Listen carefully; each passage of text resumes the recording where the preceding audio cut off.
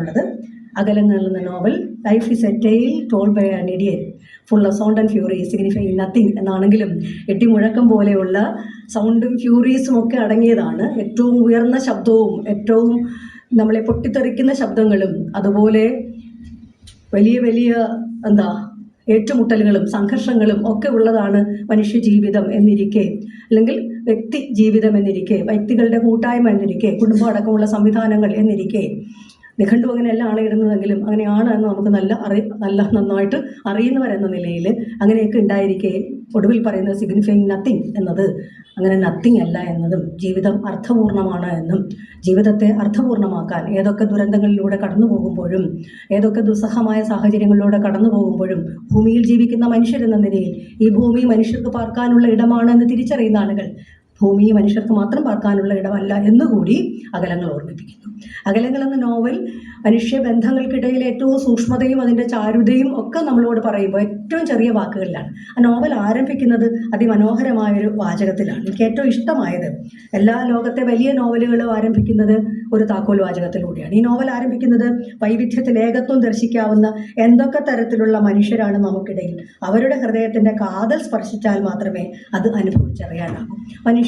മനുഷ്യരുടെ മനസ്സും അതിൻ്റെ കാതലും ചെറിയ കാര്യമല്ല, അതൊരു ചെറിയ കാര്യമല്ല. നമുക്ക് അത്തരത്തിലുള്ള മനോഹരമായ അനുഭവങ്ങൾ മലയാളിക്ക് ധാരാളം എഴുത്ത് വഴിയിലുണ്ട്. എഴുത്തിൻ്റെ മനുഷ്യരുടെ ഏകാന്തത ഏറ്റവും സജീവമായൊരു ജീവിതത്തിലുണ്ട്. പ്രത്യേകിച്ച് തിരുവനന്തപുരം എന്ന നഗരവും അതിലെ ചുറ്റുവട്ടത്തെ പ്രദേശങ്ങളും ഒക്കെ അദ്ദേഹത്തിൻ്റെ വേറൊരു സങ്കല്പ ദേശത്തേക്ക് ജനിച്ചു വളർന്ന, നേരത്തെ പറഞ്ഞ സൂര്യ എന്ന കഥാപാത്രം ജനിച്ചു വളർന്ന വേറെ ഒരു സങ്കല്പദേശങ്ങളിലേക്ക് നോവലിസ്റ്റുകൾ പോകുന്നത് പുതിയ അനുഭവമല്ല, നമുക്ക് ധാരാളമായുണ്ട്. യോഗ്ന പടാപ മുതൽ വേണമെങ്കിൽ ഇഷ്ടംപോലുള്ള അനുഭവങ്ങൾ ലോക നോവലിൻ്റെ ചരിത്രത്തിൽ നമ്മുടെ മുമ്പിൽ നിൽപ്പുണ്ട്.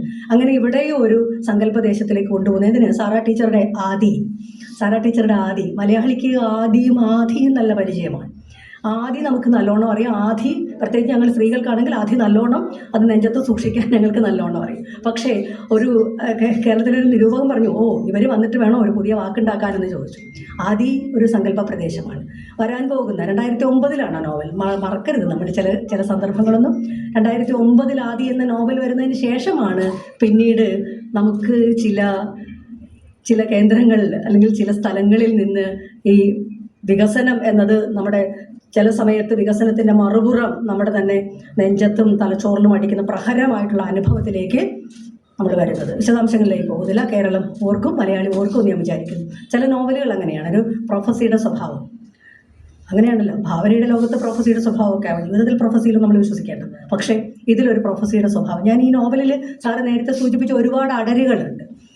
കാട്ടുമക്കളെ നോവിക്കരുതെന്നുള്ള ആത്യന്തിക ആശയം ഈ നോവൽ വായിച്ച് അവസാനിപ്പിക്കുമ്പോൾ അങ്ങനെ നിൽക്കുകയാണ്. ഞാൻ സാറിനോട് പറയുകയായിരുന്നു, കാട് തീണ്ടരുത് എന്ന് കൂടിയാണ്. കാട് തീണ്ടരുതെന്നാൽ കാട്ടുമക്കളെ അനാവശ്യമായി തീണ്ടരുത് എന്ന് തന്നെയാണ്. കാവു തീണ്ടരുത് എന്നതുപോലെ അത് നല്ലോണം അനുഭവിക്കുന്നു മലയാളി. പ്രളയത്തിൻ്റെ അനുഭവം നമ്മുടെ മുമ്പിൽ നിൽപ്പുണ്ട്. കാട് തീണ്ടിയതിൻ്റെ ദുരനുഭവം അനുഭവിച്ചവരാണ് നമ്മൾ. അങ്ങനെയൊക്കെ പറയുമ്പോഴും മനുഷ്യർ എന്ന നിലയിൽ, ഈ പറഞ്ഞ മനുഷ്യരെന്ന നിലയിൽ നഗരവാസിയായ ഒരു മനുഷ്യനും നഗരവാസിയായ ഒരു കോളേജ് വിദ്യാർത്ഥി എങ്ങനെയാണ് കാടകത്തേക്ക് ചെല്ലുമ്പോൾ കാട്ടിനകത്തെ അനുഭവം എന്നുള്ളതും, നീരുവീങ്ങിയ കാലുമായി നടക്കാനാകാതെ നിൽക്കുന്ന സൂര്യ എന്ന ചെറുപ്പക്കാരൻ ഒരുപാട് പാഠങ്ങൾ നമ്മുടെ മുമ്പിലേക്ക് തരുന്നു. മനുഷ്യ അനുഭവത്തിൻ്റെ ഹൃദയം എന്നത്, മനുഷ്യരുടെ മനസ്സ് എന്നത്, നമ്മളാരും നേരിട്ട് കണ്ടിട്ടില്ലാത്ത മനസ്സ് എന്ന് പറയുന്ന നമ്മുടെയൊക്കെ ഉള്ളിലിരിക്കുന്ന ഈർപ്പമുള്ള ആർദ്രതയുള്ള മനസ്സും അതിൻ്റെ ചുറ്റുവട്ടത്തും, മനസ്സൊരു കേന്ദ്രമാണെങ്കിൽ അതിൻ്റെ ഉപഗ്രഹം പോലെ അതിൻ്റെ ചുറ്റും ഉണ്ടാകുന്ന ഒരുപാട് വികാരങ്ങൾ, ഒരുപാട് ഭാവങ്ങൾ, ഒരുപാട് സൂക്ഷ്മതകളിലേക്ക് ഏറ്റവും അപ്പൻ സാറിന് ഏറ്റവും ഇഷ്ടമുള്ള വാക്കുകളിലൊന്നായിരുന്നു അഭിജാത ഗൗരവം. രാജീവ് സാറും ടീച്ചറൊക്കെ ഇരിപ്പുണ്ടവർക്കൊക്കെ നല്ല പരിചയമുള്ള ഒരാളാണ് KP അപ്പൻ, ഞങ്ങളുടെ ഏറ്റവും പ്രിയങ്കരനായ കൊല്ലാസം കോളേജിൽ അധ്യാപകൻ. എനിക്ക് അപ്പൻ സാറിനെ ഓർക്കാതെ ഒരു ദിവസവും ഞാൻ എൻ്റെ ജീവിതത്തിൽ കടന്നു പോകില്ല. അച്ഛനെ ഓർക്കാതെ കടന്നു പോകുന്നില്ല എന്ന് പറഞ്ഞതുപോലെ അപ്പൻ സാറിനെ ഓർക്കാതെ കടന്നു പോകുന്നില്ല. അഭിജാത ഗൗരവം എന്നൊരു പദം സാറിന് ഭയങ്കര ഇഷ്ടമുള്ള വാക്കായിരുന്നു. സൂതകുമാരി ടീച്ചറെ കുറിച്ച് പറയുമ്പോൾ ഇങ്ങനെ ചിലരെക്കുറിച്ച് പറയുമ്പോഴൊക്കെ ഇങ്ങനെ പറയാം, ദിവസാനം അഭിജാത ഗൗരവം എഴുത്തിൽ സൂക്ഷിച്ച ആളുകളെന്ന് പറയും. ആ വാക്കിൻ്റെ പൊളിറ്റിക്കൽ കറക്റ്റ്നെസ്സിനോട് എനിക്ക് വലിയ യോജിപ്പൊന്നുമില്ല. അങ്ങനെയുള്ള കാലത്താണല്ലോ നമ്മൾ ജീവിക്കുന്നത്. അങ്ങനെയൊന്നുമില്ല. അഭിജാതം എന്നൊന്നുണ്ടോ? ഇല്ല. എല്ലാവരും അഭിജാതരാണ്, എല്ലാവരും അഭിജാതർ തന്നെയാണ്. പക്ഷെ സാറ് ആ വാക്ക് ഉപയോഗിക്കുന്നത് നിരൂപണത്തിൽ പുലർത്തുന്ന നിരൂപണ പുരുഷകലയാണെന്ന് സെക്കൻഡറി ആർട്ടാണെന്ന് പറഞ്ഞ ആളാണ്. അതിനോട് അദ്ദേഹത്തെ അടിമുടി എല്ലായ്പ്പോഴും വിയോജിച്ചുകൊണ്ട് അങ്ങനെയല്ല എന്ന് നിരന്തരം നമ്മളെ ഓർമ്മിപ്പിക്കുന്ന ഒരുപാട് അനുഭവങ്ങൾ നമ്മുടെ മുമ്പിൽ നിൽക്കുന്നു. കേരളത്തിലെ നോവലിൻ്റെ എഴുത്തിൻ്റെ രംഗം വളരെ സജീവമാണെന്നുള്ളത് ആ കൂട്ടത്തിൽ മനോഹരൻ സാറും അദ്ദേഹത്തിൻ്റെ ഒരു മുദ്ര, അങ്ങനെയാണല്ലോ, ഒരു സ്റ്റാമ്പ്, ഞാനിവിടെ ഉണ്ടായിരുന്നു, ഞാനിവിടെ ഉണ്ട്, ഞാനിവിടെ ഉണ്ടാകും എന്നതിൻ്റെ സാക്ഷ്യമായിട്ട് അദ്ദേഹം തന്നെ സ്റ്റാമ്പ് വയ്ക്കുന്നു എന്നുള്ളതാണ്. അങ്ങനെ ഞാൻ അഭിജാത ഗൗരവം സൂചിപ്പിച്ചത് നരേഷനിൽ നോവലിൻ്റെ ആഖ്യാനം ഒരു പ്രത്യേകതയുള്ളതാണ്. നോവൽ പരീക്ഷണത്തിലൂടെ കടന്നു പോവുകയാണ്. മലയാള നോവൽ അതിൻ്റെ വലിയ ആഖ്യാനത്തിൽ അതിൻ്റെ വലിയ പരീക്ഷണങ്ങളിലൂടെ കടന്നു പോവുകയാണ്. മലയാളത്തിൽ ഇപ്പോൾ എഴുതുന്നതിൽ ഏറ്റവും കൂടുതൽ നോവലുകൾ തന്നെയാണ് താനും. ഏറ്റവും കൂടുതൽ നോവൽ പ്രസിദ്ധീകരിക്കുന്ന ഇന്ത്യൻ ഭാഷകളിലൊന്ന് മലയാളവുമാണ്. അതിലേറെക്കുറെ സ്ത്രീകളുമാണ്, ഏറിയ പങ്ക് സ്ത്രീകളെന്ന് എഴുതിക്കൊണ്ടിരിക്കുന്നു. അത് വലിയ മാറ്റമാണ്. ചരിത്രത്തിൽ നമ്മൾ കാണാത്ത ഇടങ്ങളിലേക്ക് മലയാളത്തിലെ സ്ത്രീകൾ എഴുത്തുകാരികൾ കടന്നു പോകുന്നു എന്നുള്ളതാണ്. നാളെ വരെ നമ്മൾ കാണാത്ത ഒരുപാട് മനുഷ്യാനുഭവങ്ങളിലേക്ക് പോകുന്നു. പക്ഷെ അപ്പോൾ പോകുമ്പോഴും സാർ നേരത്തെ പറഞ്ഞ വായനയുടെ കുറവ്, വായനയുടെ അഭാവം നല്ലോണമുണ്ട്. മലയാളി ഏറ്റവും കൂടുതൽ സ്നേഹിച്ച ഇഷ്ടപ്പെട്ട നോവലിസ്റ്റും ചെറുകഥാകാരനും ഒക്കെ MT ആണെന്ന് നമുക്കൊക്കെ അറിയാം. പക്ഷേ MT യോളം വായിച്ച ഒരാൾ മലയാളത്തിലുണ്ടോ എന്ന് സംശയമാണ്. MT യോളം വായിച്ച ഒരാൾ, ചങ്ങമ്പുഴയോളം വായിച്ച ഒരു എഴുത്തുകാരൻ, ഒരു കവി മലയാളത്തിലുണ്ടോ എന്നതും സംശയമാണ്. അവരൊക്കെ വായനയുടെ വലിയ ലോകം, വലിയ തുറസിൻ്റെ ഒരു ലോകം തുറന്നിട്ടവരായിരുന്നു.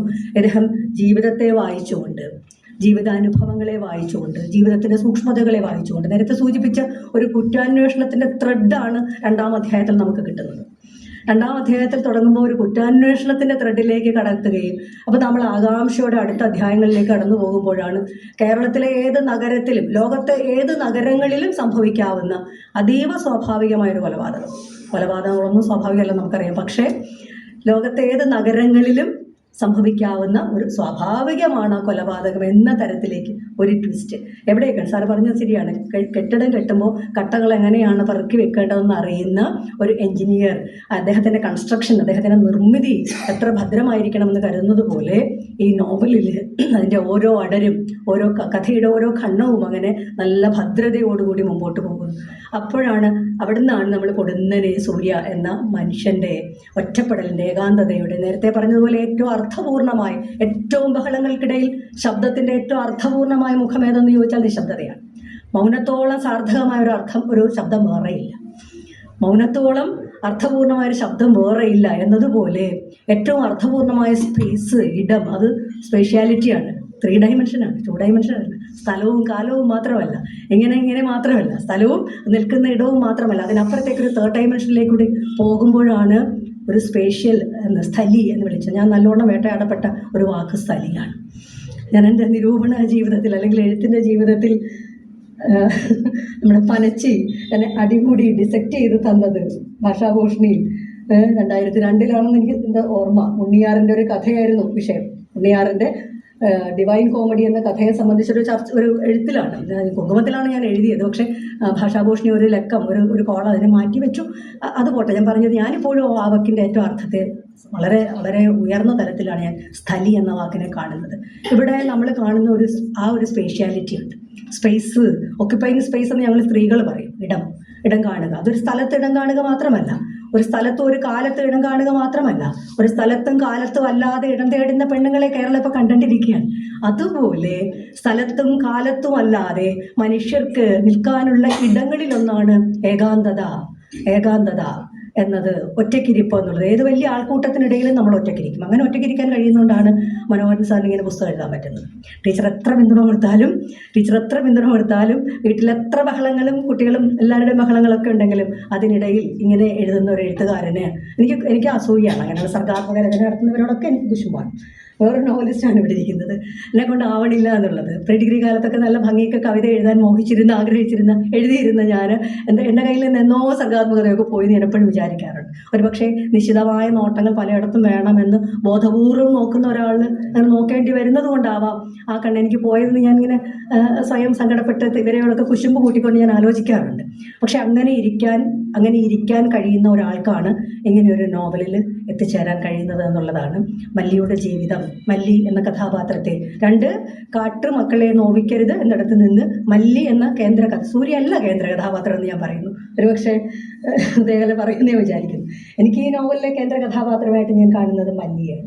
മല്ലി പ്രകൃതിയാണ്, മല്ലി പെണ്ണാണ്, മല്ലി അമ്മയാണ്, ഒരു എക്കോഫെമിനിസത്തിൻ്റെ, പാരിസ്ഥിതിക സ്ത്രൈണ അവബോധത്തിൻ്റെ, സ്ത്രൈണ സൂക്ഷ്മതയുടെ ഒരു ഉയർന്ന രാഷ്ട്രീയം ഈ നോവൽ മുന്നോട്ട് വയ്ക്കുന്നു എന്ന് പറഞ്ഞുകൊണ്ട് ഒട്ടും ഒരു കുറ്റാന്വേഷണ നോവലേ അല്ല, രണ്ടാം ഖണ്ഡത്തിൽ നമ്മളെ തെറ്റിദ്ധരിപ്പിച്ചുകൊണ്ട് അത്തരത്തിലൊരു സ്ത്രൈണ രാഷ്ട്രീയത്തിൻ്റെ, സ്ത്രൈണ രാഷ്ട്രീയത്തിൻ്റെ അതിൻ്റെ ഒരു ജിയോ പൊളിറ്റിക്സ് ഉണ്ട്. ആ ജിയോ പൊളിറ്റിക്സിനെ മലയാളിക്ക് മുമ്പിൽ വച്ചുകൊണ്ടിരിക്കുന്ന ഒരു സാധാരണ നോവൽ. ഇതൊരു വലിയ ദാർശനികമായ നോവലൊന്നുമല്ല.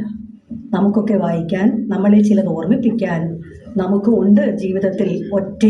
ഒരാളും ഒറ്റയാകുന്നില്ല എന്ന് സച്ചിമാഷ് പറയുമ്പോൾ ഒടുവിൽ ഞാൻ ഒറ്റയാകുന്നു എപ്പോൾ, എൻ്റെ നിഴല് പോലും കൂടില്ലാതാകുമ്പോൾ എന്ന് സച്ചിമാഷ് പറയുമ്പോൾ നമുക്കറിയാം നമ്മുടെ നിഴലെങ്കിലും കൂടേണ്ടതാണ് ഏകാന്തതയിൽ ആരുണ്ട്? നമ്മുടെ നിഴലെങ്കിലും നമ്മോടൊപ്പമുണ്ട്. എന്നിടത്ത് ഞാൻ ഒറ്റയാകുന്നില്ല എന്ന് പറഞ്ഞതുപോലെ മനോഹരമായൊരു നോവൽ, പേര് പോലെ മനോഹരമായൊരു നോവൽ, സാർത്ഥകമായൊരു നോവൽ, ജീവിതത്തിൻ്റെ ഒരുപാട് അർത്ഥങ്ങളെ നമ്മളെ തന്നെ പരിശോധിക്കാൻ, ഇതിലെ ചില സന്ദർഭങ്ങൾ നമ്മളെ പരിശോധിക്കാൻ പ്രേരിപ്പിക്കും.